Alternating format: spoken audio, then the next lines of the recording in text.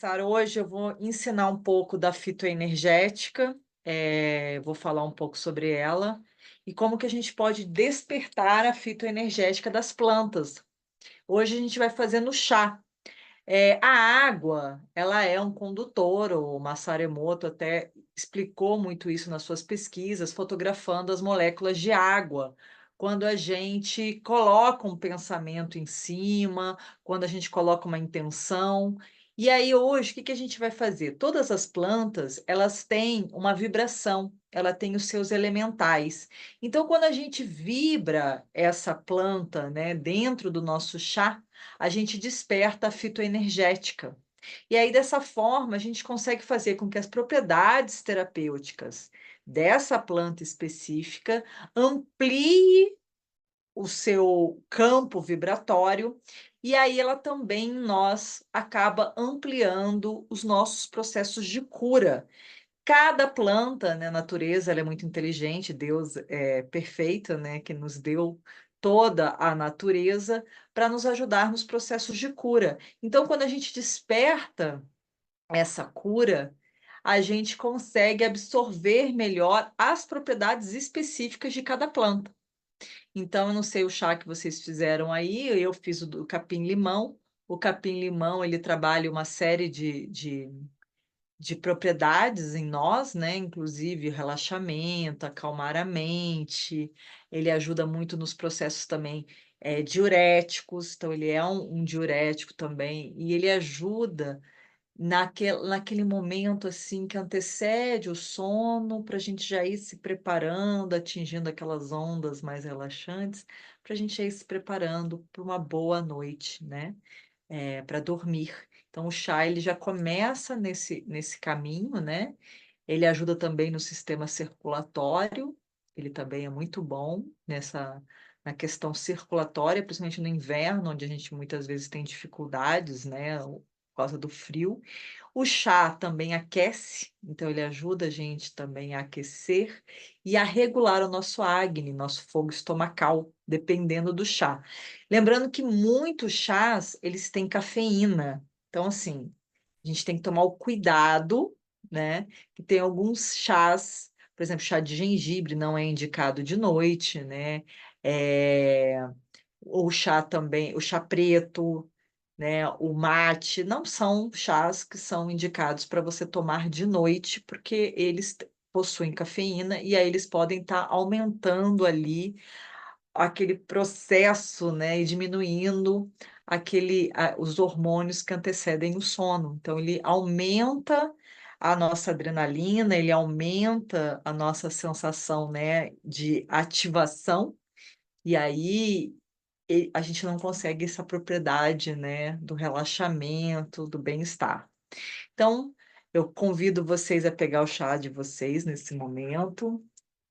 A gente vai trazer, né, a nossa xícara, então coloca o seu chazinho. Chás muito indicados de noite é o chá de camomila, capim-limão, o chá de maçã. A maçã, você pode cortar a maçã e fazer o chá de maçã também, é muito, muito relaxante. E ele vai bem nas propriedades do estômago, sabe? Ele ajuda naquelas propriedades terapêuticas para ajudar bem o acne, né? Que é o fogo estomacal. Então é um bom chá para a gente estar tomando. Pegou o seu chá, a gente vai colocar aqui na frente do nosso chácara cardíaco, com as duas mãos. A gente vai mentalizar a luz verde esmeralda saindo do nosso chácara cardíaco e indo em direção ao chá. Então, a gente inspira e exala, intencionando o chá. E mentalmente ou verbalmente, você pode estar falando ao chá aquilo que você está precisando nesse momento. Então, a gente pode pedir aqui paz, harmonia, equilíbrio, para acalmar a mente.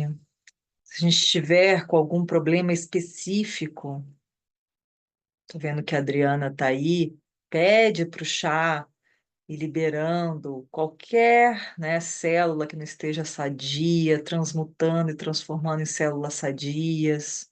A gente levando as propriedades terapêuticas desse chá e despertando para que ele, enfim, possa ativar o seu campo de cura.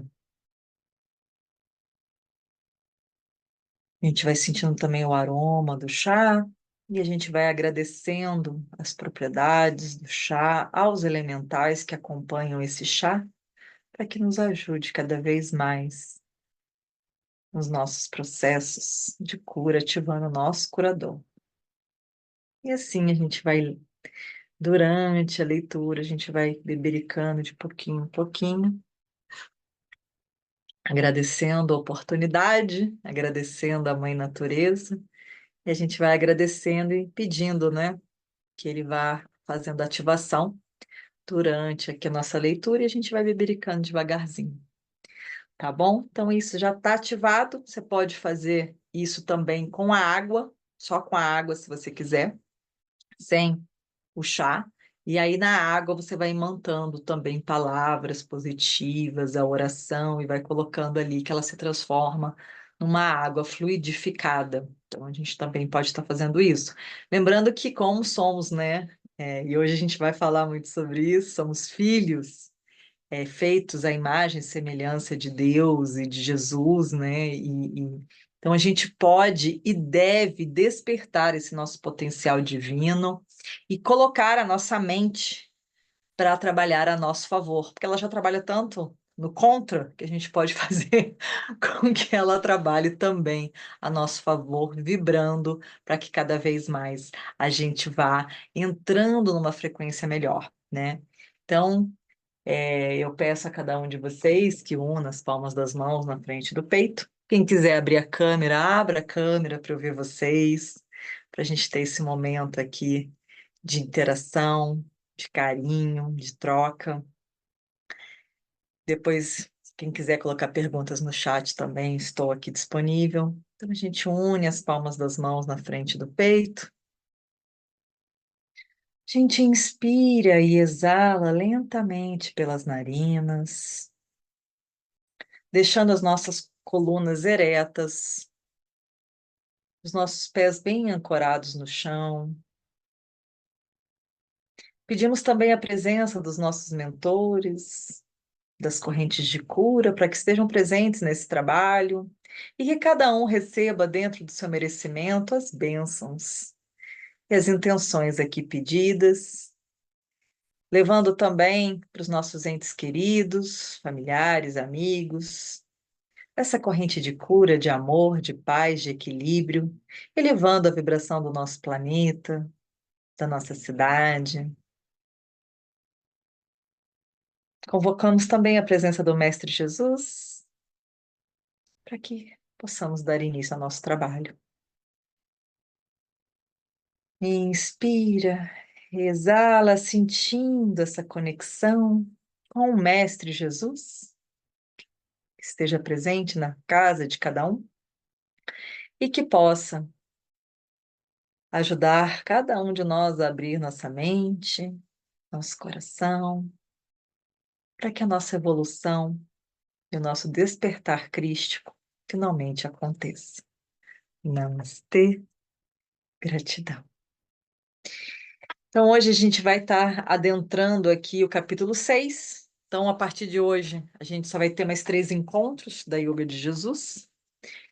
Hoje, a gente vai estar falando do verdadeiro significado de crer em seu nome e de salvação. Porque Deus amou o mundo de tal maneira que deu o seu Filho unigênito, para que todo aquele que nele crê não pereça, mas tenha vida eterna. Porque Deus enviou o seu Filho ao mundo, não para que o condenasse o mundo, mas para que o mundo fosse salvo por ele.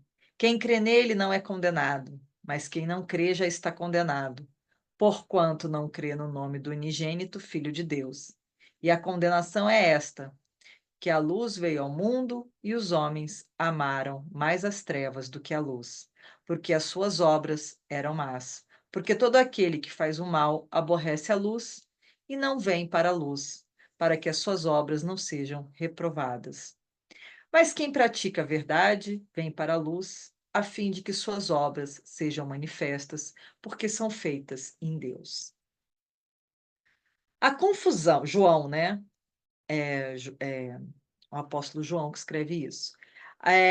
A confusão entre o Filho do Homem e o unigênito, Filho de Deus, criou muito fanatismo na comunidade do igrejismo, ele coloca entre aspas, que não compreende ou reconhece o elemento humano em Jesus, que ele era um homem, nascido em corpo mortal e que havia desenvolvido sua consciência para tornar-se um com o próprio Deus. Era a consciência presente em Jesus, e não o seu corpo, que estava unida ao Filho unigênito, a consciência crística, o reflexo único de Deus Pai na criação. Ao exortar as pessoas a crerem no Filho unigênito, Jesus se referia a essa consciência crística, plenamente manifestada nele próprio e em todos os mestres de realização divina ao longo das eras, e que está latente em cada alma. Jesus afirmou que todas as almas que levantem sua consciência material, consciência de filho do homem, para o céu astral, unindo-se em seguida à inteligência crística, unigênita, presente em toda a criação, conhecerão a vida eterna. Acaso essa passagem bíblica significa que todos os que não aceitem Jesus ou não creiam nele como seu Salvador serão condenados? Então, ele faz esse questionamento. Este é um conceito dogmático de condenação. O que Jesus quis dizer foi que todo aquele que não se perceba como unido à consciência crística universal está condenado a viver e a pensar como um mortal em luta, limitado pelas fronteiras dos sentidos, pois terá essencialmente se dissociado do princípio eterno da vida. Então, porque assim, a Bíblia, né, de certa forma, e em algumas interpretações, ela entende que, e ela coloca que, se você não crê em Deus, se você não crê em Jesus, você já está condenado ao mundo das trevas, né? E aqui o que que ele fala, na verdade, né? É que a gente precisa repensar isso, porque não foi bem isso que Jesus fala. Inclusive, antes, né, de Jesus, o que acontecia então com as pessoas, já que não tinha Jesus, né, há mais de 2000 anos atrás? Então, ele coloca, de certa forma, para a gente refletir sobre isso, né? Jesus jamais se referiu à consciência de filho do homem ou ao seu corpo como o único salvador através dos tempos. Abraão e muitos outros foram salvos antes mesmo do nascimento de Jesus. É um erro metafísico referir-se à pessoa histórica de Jesus como o único Salvador. A inteligência crística é o Redentor universal. Então, é a gente se perceber e assumir a responsabilidade por nossos atos, por nossa vida, por tudo aquilo que a gente está, né, vibrando nesse momento. E, de certa forma, é aquilo que a gente já falou aqui várias vezes, né? Então, o que que adianta a gente ir na igreja ou ir em algum culto ou alguma religião, mas não fazer o bem, não cultivar a paz, o equilíbrio, o amor, não ser solidário, não ser fraternal. Eu acho que, de certa forma, se a gente pensar, né, a bondade, ela habita cada um de nós como ser divino, né? Então, não importa se você acredita somente em Jesus, ou acredita nos santos, em Nossa Senhora, ou nos orixás, ou nas vibrações da natureza. O que importa de verdade é a bondade que você carrega no seu coração e esse despertar dessa consciência crística. E o que que é o despertar da consciência crística, né? Ele é muito mais profundo, porque ele vai envolver questões mais profundas do nosso ser, como as nossas sombras também. É entender que somos seres duais, somos tanto bons quanto ruins, e depende daquilo que a gente fala, daquilo que a gente age, daquilo que a gente pensa, daquilo que a gente sente, a nossa vida. Então, assim, o autoaperfeiçoamento, ele é muito importante, porque a religião, ela não é para salvar você, mas sim para aperfeiçoar você. Esse é o fundamento real da religião, é para você ou de um trabalho, né, de desenvolvimento da espiritualidade. É você se desenvolver como um ser divino, e para você ser um ser divino, você precisa se limpar e purificar de tudo aquilo que causa escuridão dentro de você ou que pode causar escuridão no mundo. Então, esse é o despertar crístico, ele é muito desafiador para nós. Se a gente para pensar, num dia da nossa vida, a gente tem os nossos altos e baixos e a gente não se coloca muitas vezes nessa confiança total nos caminhos que Deus coloca para nós, né? Ou que o onipresente, o onisciente, criador, coloca para nós, ou criamor, né? Coloca para cada um de nós. Todos nós temos muitos desafios. Alguns acabam sucumbindo a esses desafios e acabam caindo mesmo na sua própria sombra, na nossa própria escuridão. Mas a escolha é nossa e sempre vai ser nossa daquilo que a gente está buscando, né? Então, assim, o quanto você quer percorrer o caminho das pedras para você realmente conseguir, né, construir um caminho que seja iluminado e que faça realmente a diferença para você, e não só para você, mas no mundo que você habita, né? Porque a gente não está aqui só para satisfazer os nossos desejos pessoais, mas sim também para servirmos ao bem comum ou a algo que realmente seja importante para a humanidade, né? Eu já falei sobre isso. A gente tem nossa missão pessoal, nosso propósito pessoal, individual, mas a gente também tem um propósito coletivo. A gente está inserido numa comunidade. Então, nós também somos corresponsáveis pelo que acontece na nossa comunidade, porque a gente está vibrando aquilo, a gente está também colaborando para que essa energia quântica, né, universal, ela seja afetada ou manifestada ou expressada. Então, a gente precisa rever esses conceitos, né, e assumir de fato a nossa posição aqui de seres temos a nossa responsabilidade em fazer o bem, em manifestar o bem. Então, se você erra, tudo bem, errou, tá bacana. Alguém errou com você? Tudo bem. Mas aí a gente vai transformando isso numa coisa legal, bacana, construtiva. A gente reflete sobre aquilo. Tanto quando a gente erra, a gente se acolhe e a gente procura trazer à luz da consciência de que a gente errou ali e que a gente pode, numa próxima oportunidade, pensar melhor sobre aquilo e não repetir aquele mesmo erro. E também o outro, ter a compaixão pelo outro, que ele também está no seu caminho evolutivo e que ele não está ali também num estado de perfeição, né? Ninguém está.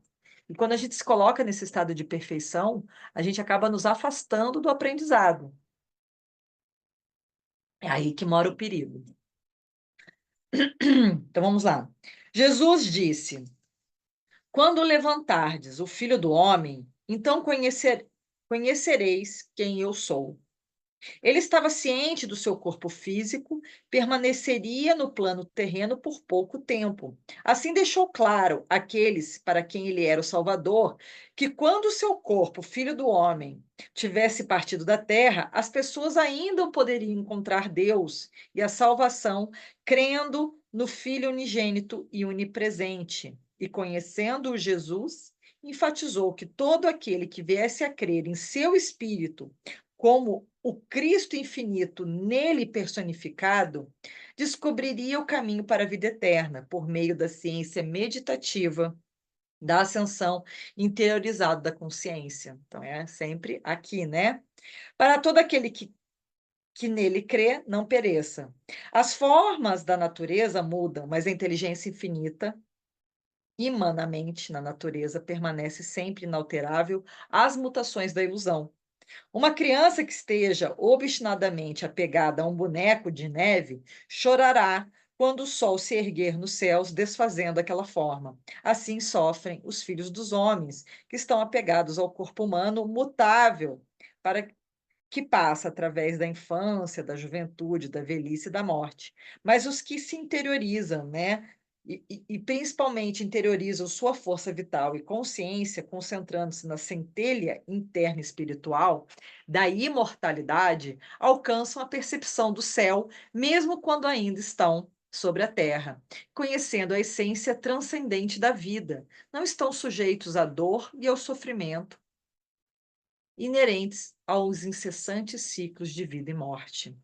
Então ele fala, né, que quanto mais a gente desperta a nossa espiritualidade, a nossa consciência crística, mais equilibrado nós somos e outra, a gente vai deixando que as nossas emoções não tomem mais conta de nós, porque as nossas emoções elas têm esses altos e baixos, né? Então, é um trabalho de consciência, porque daí você tem que crer totalmente e confiar totalmente no plano divino na sua vida. Então, você sabe que existe os altos e baixos. Isso é fato. Vão ter dias bons, vão ter dias ruins, vão ter dias muito desafiadores, vão ter dias de doença, vão ter dias de crescimento, de aprendizado, vão ter dias de evolução e vão ter dias que parece que a vida está mais fácil, parece que está tudo mais fácil. Então, são ciclos.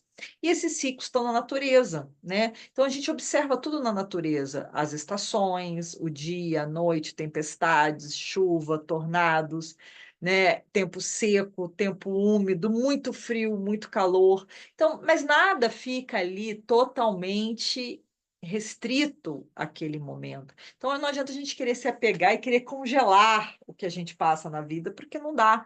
A gente está sempre nesse turvelino, né? Onde a gente vai para cima e para baixo, para um lado, para o outro, ou em espiral, evoluindo. Então, ele coloca aqui, né? As majestosas palavras de Jesus nessa passagem destinavam-se a transmitir uma promessa divinamente encorajadora de redenção para toda a humanidade. Em vez disso, séculos de falsas interpretações instigaram guerras de ódio intolerante, inquisições de tortura e condenações que geraram dissensão, né? Porque muitas pessoas se tomaram ali pela Bíblia ou pelos escritos, né? Pelos versículos, né? Velho Testamento, Novo Testamento, e acabaram, né? Queimando pessoas em fogueiras, como é a famosa Inquisição, queimando livros, né? Matando pessoas. E isso a gente tem que repensar, né? Até que ponto a gente está despertando ali a nossa consciência crística ou a gente está condenando as pessoas pelo julgamento humano? Porque nós somos humanos, então cabe quem a julgar? Nós, né? Ou o próprio universo, que tem as suas leis muito explícitas, das quais a gente faz parte, né? A gente tem que repensar sobre isso. Então, é sempre importante a gente abrir nossa mente, abrir o nosso coração, para que, de fato, a gente absorva essa responsabilidade, que é isso que a gente está trazendo aqui, né, nesse estudo, é assumir a nossa responsabilidade de que o reino de Deus está dentro de nós, não está fora, está dentro. A gente precisa trabalhar aqui dentro para daí sim a gente poder também trabalhar lá fora, né? Então a gente coloca aqui, ó, é verdade que a manifestação criadora vibratória da inteligência universal originou as miríades de atrações da casa de diversões cósmica, por meio das quais o homem, constantemente desnorteado, afasta-se do espírito para a vida material, desviando-se do amor universal para os desatinos da vida humana. Ainda assim, a percepção do absoluto está para além da criação, permanece intimamente próxima por meio da intermediação da sua inteligência refletida na criação. Por esse contato, o devoto compreende que Deus enviou a inteligência crística, seu filho unigênito, para produzir não uma câmara de tortura, mas um colossal filme cósmico em que cenas e atores se apresentariam por algum tempo, retornando por fim à bem-aventurança do espírito. Olha que interessante. É uma incoerência pensar que Deus condene como pecadores aqueles que não creem. uma vez que o próprio Senhor habita em todas as criaturas. A condenação significaria sua própria e completa ruína. Deus jamais pune o homem por não acreditar. Nele é o homem que pune a si mesmo. Se alguém não acredita no dínamo e corta os fios que conectam sua casa àquela fonte, ele se priva das vantagens da energia elétrica. Da mesma forma, rejeitar a inteligência, que é onipresente em toda a criação, significa negar à consciência o seu vínculo com a fonte de sabedoria divina e amor que possibilita o processo de ascensão ao espírito. Muita gente vai passar por essa vida desconectado da sua fonte, porque ele não quer acessar, mas ele vai trazendo essa questão, né, de quem for despertando que vá acessando. O reconhecimento da imanência de Deus pode ter sido de forma muito simples, com a expansão de amor em um círculo cada vez mais amplo. O homem se condena à limitação sempre que pensa apenas em seu pequeno eu, sua família, sua nação. Intrínseco à evolução da natureza e do homem, de volta para Deus, está o processo de expansão. O exclusivismo da consciência de família, nós quatro e mais ninguém, é errado. Excluir a família mais vasta da humanidade significa excluir o Cristo infinito. Então, assim, família é o todo. Temos todos nossos irmãos cósmicos, né? Os nossos irmãos que habitam outras dimensões, outros planetas, né? E outros seres, seres da Terra, animais, né? Seres aquáticos, plantas, animais. Então, assim, isso tudo é a nossa família. Então, temos que amar isso tudo, cuidar, né? Principalmente cuidar para não destruir, para não matar, né? Então a gente precisa repensar até muitas coisas, inclusive, né? É, porque o cãozinho, né? A gente não se alimenta dele, mas a gente se alimenta do porquinho, da vaquinha. Não estou colocando aqui que temos que ser vegetarianos, nem é isso, mas repensar sobre isso, né? O quanto de amor a gente está disposto também a dar a esses animais, né? E muitos que acabam sendo, né? Ali praticamente sacrificados, numa busca desenfreada, inclusive, né, da humanidade, né, num descontrole, né, entre alimentação e a matança de animais, né, ali sem um cuidado com o animal, até o animal para morrer, né, temos que ter o cuidado, né, e aí muitas empresas hoje ainda têm esse trabalho ainda de sacrificar o animal sem nenhuma, né, compaixão àquele animal, sem agradecer a existência. Eu acho assim, toda vez que a gente for comer uma carne ou for se alimentar, é super importante a gente agradecer aquele alimento, aquele ser que, né, acabou morrendo para nos alimentar. Então a gente tem que honrar aquela existência, honrar aquele serzinho, né, e ser grato a ele. Porque se ele, né, não tivesse se sacrificado, sido sacrificado, nós não estaríamos aqui. Então, assim, ser grato também e com responsabilidade, né, a gente poder fazer esse trabalho, né, da nossa alimentação, das plantas e dos animais, né? Então, ele coloca isso, né? É esse todo. Então, se a gente tivesse esse amor ao todo, talvez vivêssemos em muito mais equilíbrio do que vivemos hoje, né? Nesse desequilíbrio, né, inclusive, né, isso a própria ciência já comprovou que o gado, né, é um dos poluidores que está detonando a camada de ozônio, né, porque ele solta o gás metano através das suas fezes e aquilo causa um impacto ambiental. Então, até que ponto, né? A gente também vai trabalhando isso e modificando a carne, enchendo de hormônios. Então, isso também a gente precisa repensar, né? As empresas da indústria alimentícia, até que ponto eles estão também envenenando todos esses alimentos em prol, né, apenas do lucro, né? E não na preocupação com o outro, com o bem-estar, né, do outro. Então, a gente precisa repensar e que isso também acabe afetando a mente dessas pessoas que estão nessas posições, né, dessas grandes indústrias, que também repensem sobre isso. né? Até que ponto a gente visa só o lucro e não o bem-estar da nossa família, né, planetária? Até que ponto um tem que passar fome para o outro ter bilhões? Então, a gente vai trabalhando aí todas essas questões dentro aqui desse estudo, né? E aí repensar sobre isso. E aí o que que a gente pode fazer? Repensar nossas atitudes também, né? O consumismo com propósito, uma economia mais solidária. O que que a gente pode fazer para contribuir, para colaborar, né? Cada um fazendo um pouquinho da sua parte, né? E aí a gente também levando isso para os nossos filhos, para os nossos netos, para a nossa comunidade, essas ideias da gente entender que somos um só, e quando somos um só, não existe o outro, então não existe fora, né? Então estamos todos aqui conectados e estamos sendo impactados pelas mesmas ações, pelos mesmos pensamentos.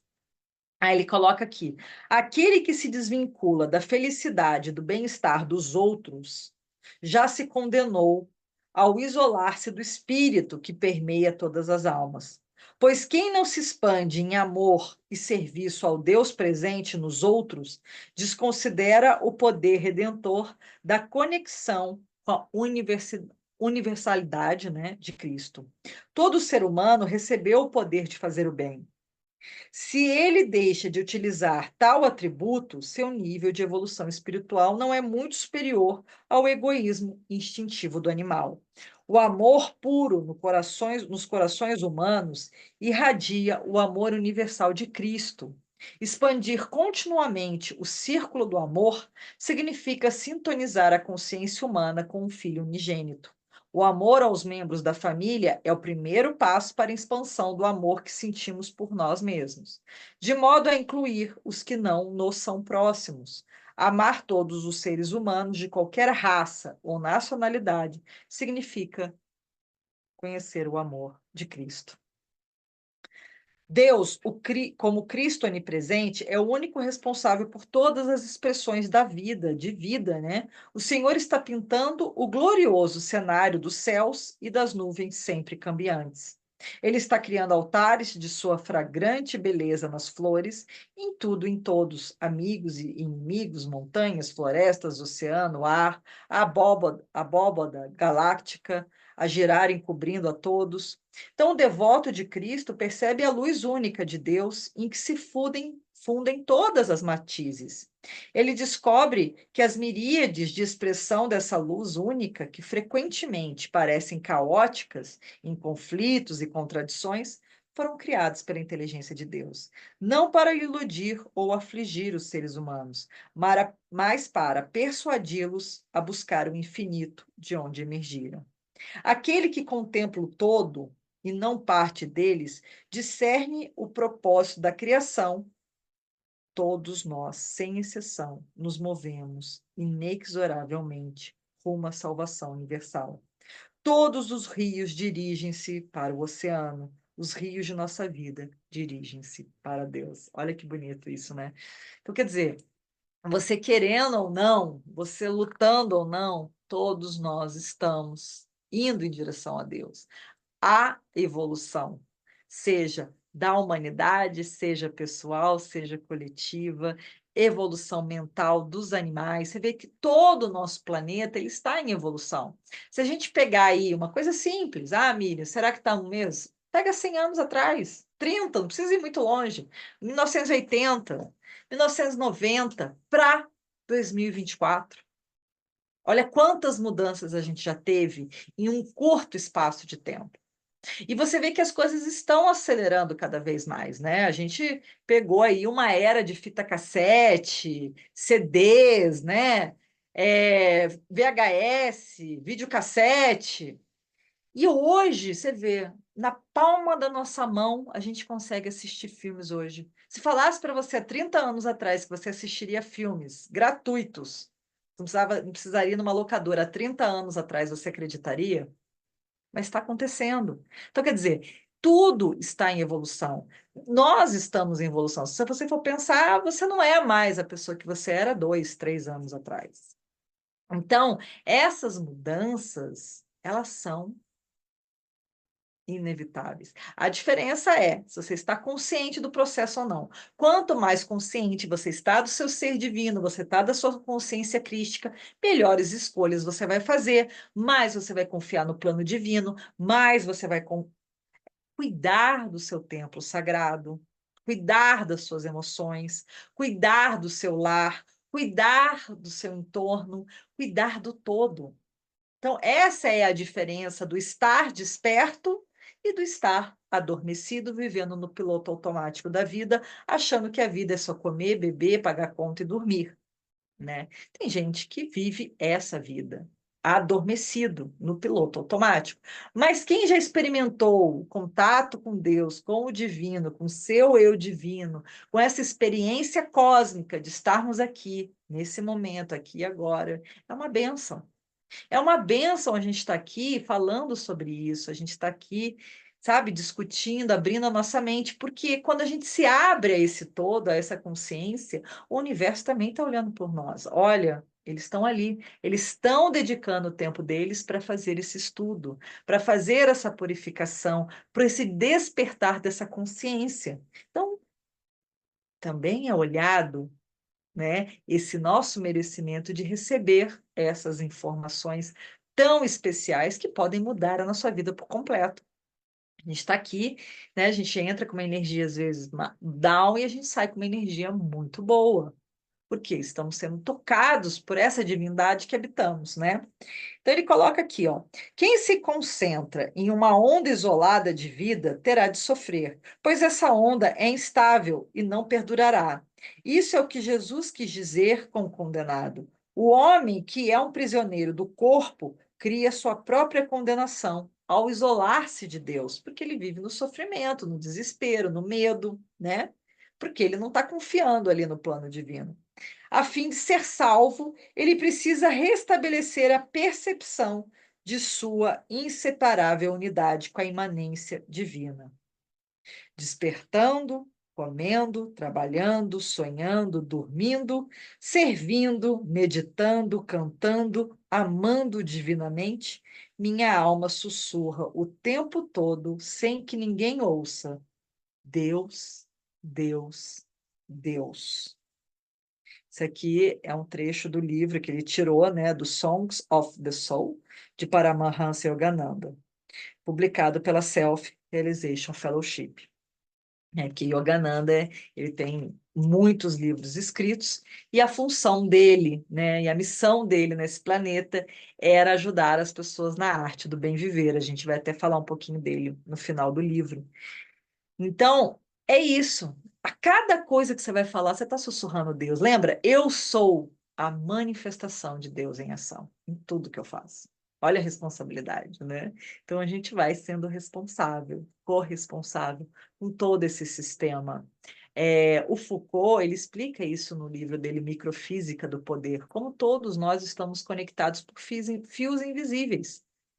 Então, energeticamente, estamos todos conectados. Então, existe uma energia individual e existe também uma energia coletiva, na qual muitas vezes nós recebemos crenças, podem ser limitantes, recebemos ali uma questão cultural, uma questão até de habilidades a nível coletivo, onde a gente está inserido. Então, a gente vai recebendo esses condicionamentos.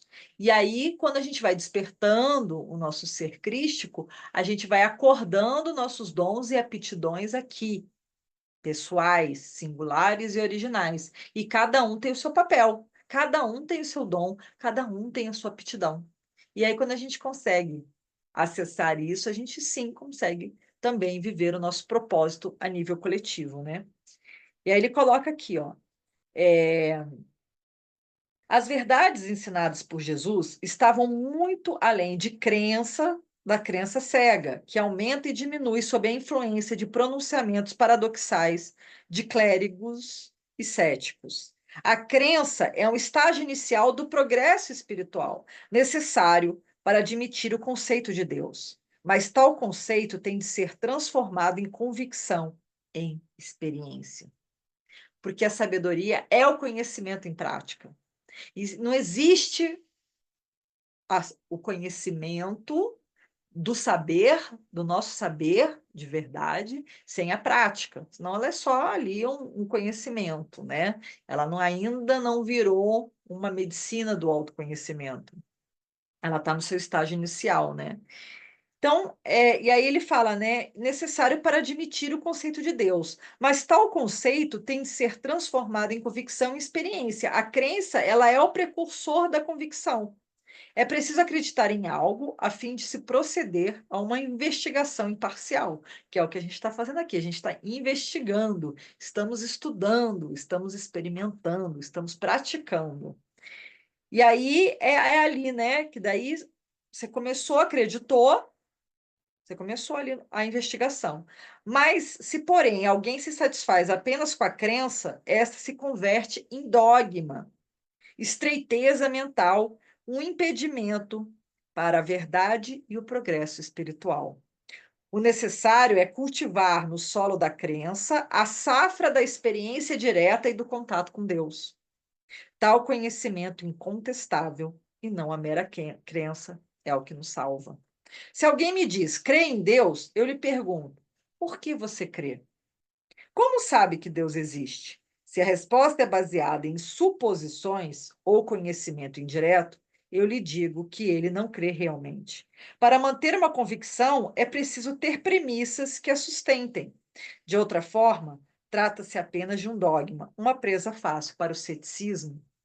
Então, assim, você tem que se perguntar: por que que você crê em Deus? Porque os outros falaram para você crer ou porque você realmente sente essa presença dentro de você? Você já teve contato com esse ser divino, com essa divindade que habita o seu ser e essa conexão? Você já ouviu Deus? Você já sentiu Deus? Então, é isso que ele está falando aqui. Aí ele coloca aqui: a crença é uma força poderosa quando leva ao desejo e à determinação de alcançar a experiência de Cristo. É a isso que Jesus se referiu quando exortou as pessoas a crerem no nome unigênito Filho de Deus. Por meio da meditação, retirem a consciência e a energia vital dos sentidos e da matéria a fim de intuírem o verbo ou a energia cósmica vibratória onipresente, que é o nome, ou a manifestação ativa da consciência crística imanente. Mesmo que alguém afirme incessantemente uma crença intelectual em Jesus Cristo, se ele jamais alcança a autêntica experiência do Cristo cósmico, tanto onipresente quanto personificado em Jesus, sua crença é desprovida de um caráter espiritualmente prático que seja suficientemente para salvá-lo e até para sustentá-lo. Como acontece com muitas pessoas. O que que acontece? A vida tá tudo bem, a pessoa tá ali, acredita em Deus, nã-nã-nã. Aí acontece uma tragédia na vida dessa pessoa, acontece uma catástrofe. Essa pessoa começa a duvidar de Deus e a questionar Deus, né? Então isso acontece com muitas pessoas, porque não está sustentada a sua fé, não está sustentada a sua conexão real, né? E o propósito real também, né? Então existe esse caminho, né? E muita gente acaba se perdendo nesse caminho da religião por achar que tem virgens esperando no paraíso e outras coisas mais que a gente sabe, né? Compre seu pedaço no céu, você precisa pagar por aquilo. Ou você precisa oferecer, né, oferendas ou dízimos, e não é bem por aí que você vai ter a sua salvação. Não é você fazendo coisas dos homens que você vai encontrar Deus, mas sim fazendo coisas de Deus, sendo e manifestando essa essência do bem divina, de fazer o bem, de encontrar a paz, de promover a paz, né, de ajudar, de servir. Então, existe uma deturpação real naquilo que realmente, né, Jesus veio dizer, e existe deturpações aí no decorrer dos séculos, né, da história, né? A luz onipresente de Deus, impregnada da inteligência crística universal, emana silenciosamente amor divino e sabedoria para guiar todas as criaturas de volta à consciência infinita. A alma, sendo o microcosmo do espírito, é uma luz sempre presente no homem, para orientá-lo por meio da inteligência discernidora e da voz intuitiva da consciência. mas a racionalização de ávidos caprichos e hábitos frequentemente se recusa a segui-la. Tentado pelo Satã da ilusão cósmica, o homem prefere ações que obstruem a luz da judiciosa orientação interna. Que daí a responsabilidade é sua, né? Você não vai culpar ninguém, não vai falar que foi fulano que fez você fazer aquilo. Não, foi você, suas ações, suas escolhas, suas atitudes, seus pensamentos, os seus sentimentos que te levaram àquele lugar. Não foi ninguém mais. O seu maior inimigo é você e só você. E aí ele coloca aqui, né? Daí ele fala da origem do pecado, do resultante sofrimento físico, mental e espiritual, jaz, portanto, no fato de que a divina inteligência e o discernimento da alma são subjugados pelo mau uso que o homem faz de seu livre-arbítrio concedido por Deus. Embora pessoas sem compreensão atribuam a Deus suas próprias tendências vingativas, a condenação de que fala Jesus não é uma punição imposta por um criador tirânico, mas uma consequência que o próprio homem se impõe por meio de suas ações, de acordo com a lei de causa e efeito, karma e a lei do hábito. Então, assim, existe uma sequência, tudo que vai volta, né? Então, tudo que a gente faz volta para nós, de certa forma. Então, a gente precisa trabalhar muito, purificar muito, cuidar muito para a gente chegar num patamar onde a gente não deixe mais que o sofrimento e essa dualidade nos afete tanto, né? Como todos os pecados, né, capitais, luxúria, ambição, arrogância e outras coisas mais, né? Traição, é, né, acho que a própria imaturidade da gente, né, que ainda somos aprendizes, né, em evolução, não chegamos ainda num patamar onde a gente pode se intitular, né, que um é melhor do que o outro. Eu vejo muito assim que muitas pessoas acabam se colocando nesse lugar, né, nesse pedestal, se colocando ali de que é melhor, né? Ninguém é melhor. Estamos todos em evolução. Acontece que estamos em níveis diferentes de discernimento, de sabedoria, né? De conhecimento e de evolução, mas sempre indo a caminho de Deus. Isso daí é fato. E aí ele coloca aqui, ó. Quando disse que os homens preferem as trevas à luz, Jesus se referia ao fato de que os hábitos materiais mantêm milhões de pessoas distantes de Deus.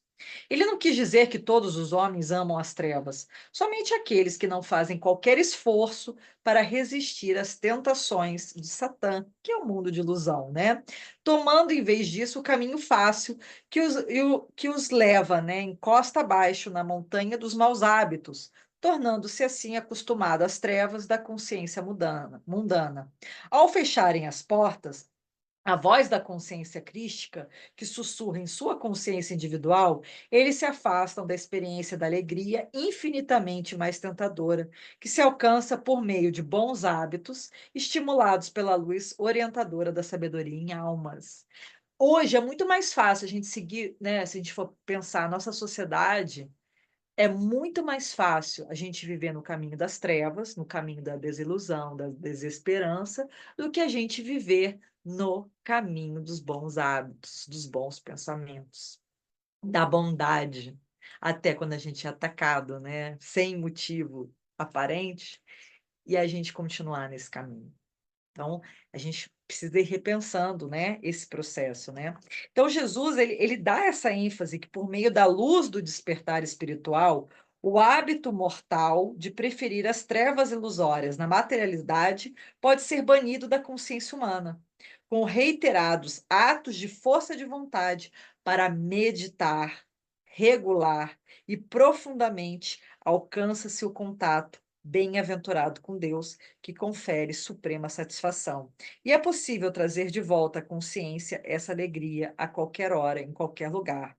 Enquanto a pessoa permanecer intoxicada por maus pensamentos e costumes, sua mentalidade obscurecida odiará a luz da verdade. Entretanto, um ponto positivo acerca dos maus hábitos é que eles raramente cumprem suas promessas, revelando-se, por fim, inveterados mentirosos. É por isso que as almas não podem permanecer iludidas ou escravizadas para sempre.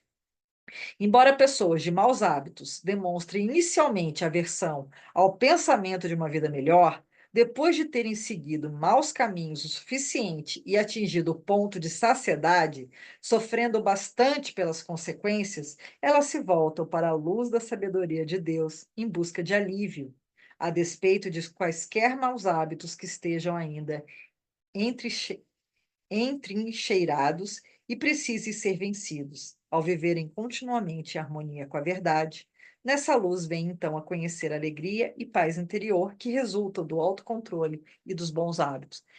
Então, o que que isso significa, né? Muita gente, depois de muito sofrimento, depois de muito dar de cara, né, com a realidade, né, dessa vida de ilusão, eles acabam aceitando, enfim, a verdade interna de que só eles são os seus salvadores. Não existe um salvador externo, o seu salvador é você e você precisa só de você, né? Claro que a gente está aqui numa experiência coletiva, então a gente pode estar num grupo. O grupo ele é importante, porque o grupo faz com que a gente manifeste, aumente e mantenha a nossa vibração. Então, o que que é o grupo a gente está fazendo aqui, né? Nesse sanga? Estão sempre sendo relembrados. Eu e vocês, desse caminho espiritual, desse caminho do despertar crístico. Por isso que é importante a gente se manter, né, e frequentar esses trabalhos. Por quê? Porque, de certa forma, a gente vai ali voltando, né, ou voltar-se para dentro, voltar-se para aquilo que é importante.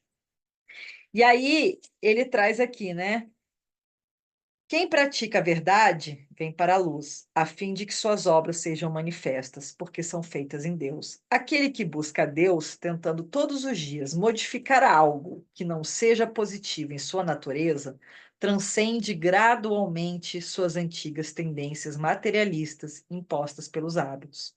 Suas ações e sua própria vida são recriadas, feitas em Deus. Ele, em verdade, nasce uma segunda vez, aderindo ao bom hábito da meditação científica diária, percebe a luz da sabedoria de Cristo e é batizado nessa divina energia do Espírito Santo, que efetivamente apaga os circuitos elétricos formados no cérebro por maus hábitos de pensamento e ação. Então, a gente vai criando novas sinapses ou novas ligações neurais. Isso leva tempo, né? E aí ele vai abrindo esse caminho, abre-se o olho espiritual, que inclusive a gente vai trabalhar ele na nossa próxima aula de sábado, chakra frontal, coincidentemente, ele falando aqui da percepção intuitiva, conferindo-lhe não apenas orientação infalível no caminho da vida, mas também a visão do divino reino celestial e a entrada nesse reino de Deus e, por fim, a unidade com sua consciência onipresente. E assim a gente encerra com esse pensamento, né, de que quando a gente abre a nossa consciência crística, quando a gente abre o nosso caminho, nosso chakra frontal, né? A gente já passou por todos esses chakras, que é isso que a gente está fazendo esse trabalho agora, de ir trabalhando cada um dos chakras para a gente ir chegando aqui e finalmente a gente fazer o nosso despertar espiritual. Não existe caminho fácil. Não existe receita mágica, não existem remédios que remedeiam. O que existe é trabalho, muito trabalho interno. Então, não existe uma receita para a gente seguir. Cada um vai ter que encontrar o seu próprio caminho de reconexão com Deus. E assim, às vezes, uma coisa vai funcionar melhor para Miriam, vai funcionar menos para Maristela. Por isso que é importante o autoestudo, o aperfeiçoamento, porque daí cada um vai encontrando as suas ferramentas para voltar-se para dentro, voltar-se para Deus, para aquilo que é importante, né? Então não existe um caminho fora. Isso daí é uma grande ilusão. O caminho é para dentro e sempre para dentro. E, se possível, implementar a meditação, né? A meditação, ela é ouvir Deus, é estar disponível para Deus. Orar é conversar com Deus. Mas e quando você escuta Deus? Você já parou para pensar nisso? Vocês já pararam para pensar nisso, né? Quando que a gente escuta Deus? É quando a gente está aprendendo a silenciar, a aquietar os nossos sentidos, a nossa mente. Para daí a gente criar um pouco esse espaço de quietude interior e a partir dali limpo, purificado, a gente poder acessar realmente essa conexão divina e poder ouvir sem tantos ruídos, sem tantas interferências, aquilo que o nosso Deus interno, que habita cada um de nós, quer de fato de nós, né? Através ali da comunicação divina e intuitiva. Quando a gente tem o dom da intuição ali muito bem afinado, a gente vai sendo guiado pelos nossos, não só nossa família cósmica, os seres mais elevados, mas também esse eu mais elevado que carregamos dentro de nós, que está mais conectado com Deus, né? Então a gente tem que estar sempre lembrando disso, sempre. Porque a vida hoje, como ela está se apresentando para nós, ela vai levar a gente para o mundo de distração, para o mundo exterior. O que a gente está, né, absorvendo energeticamente, e da nossa, e também das pessoas ao nosso redor, né? Então, procurar esse silenciar, esse momento com você, nem que seja 5 minutos todo dia, ou 10 minutinhos, é extremamente importante esse hábito. Porque, né, como eu falei, para a gente perceber como está, como estamos, é fechando os olhos, é olhando para dentro. A gente não vai se autoconhecer olhando para fora. Não tem esse caminho lá para fora, né? Do olhar para fora. A gente tem que fechar os olhos para poder olhar com o olho espiritual, com o chakra frontal, para a gente poder ativar. O chakra frontal está ligado lá à nossa pineal, a nossa hipófise, que está ligado toda essa caixa aqui preta, né? Que é o nosso cérebro, e que pouco a gente utiliza muitas vezes, né? Na nossa capacidade. A gente tem que repensar sobre isso, tá bom? Então, esse foi a mensagem. Uma alegria estar com vocês, sempre uma bênção. Vamos encerrar, fechar os olhos, entrar em contato, então, com a nossa consciência crística, deixando e abrindo esse espaço para que Deus também se comunique com cada um de nós, nos mostrando o caminho, nos orientando, trazendo também essas bênçãos divinas, para que a gente tenha uma boa noite de sono, nos protegendo, nos cuidando e nos abençoando. E eu encerro essa prática, essa aula e esse estudo. Namastê e gratidão a todos vocês. Um beijo grande, um grande abraço. Nos vemos em breve. Tchau, tchau.